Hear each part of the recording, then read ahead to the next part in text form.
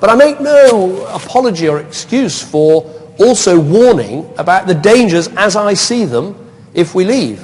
And I really think there are dangers. There are dangers about losing the terrorist information that we share with our European partners and the European arrest warrant. There are dangers that Britain's role in the world would be diminished. And yes, there are big economic dangers.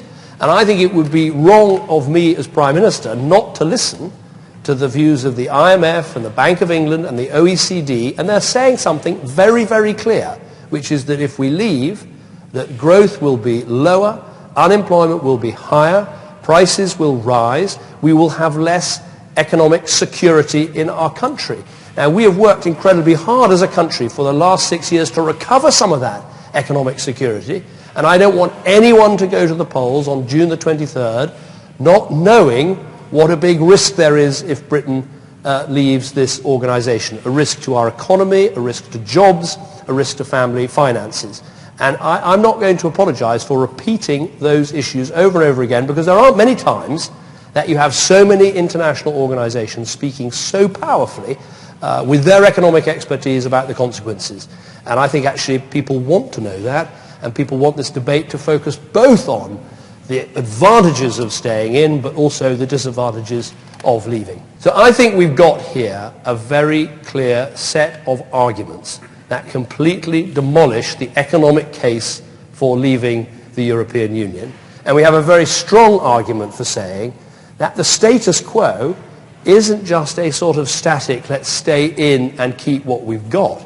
It's an argument that says this single market is growing, it's expanding, it's going to cover energy, it's going to cover services, it's going to cover digital. And it is a key advantage to our economy, to growth and to jobs and investment to stay in. Final thing I would say before taking any questions is I hope that you, as leaders in business and enterprise and entrepreneurship, will feel free to speak out.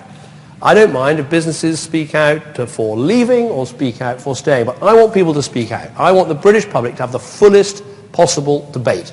They deserve to hear from businesses, large and small, about what you think. I don't want anyone to wake up on June the 24th and feel they weren't given the facts and the figures.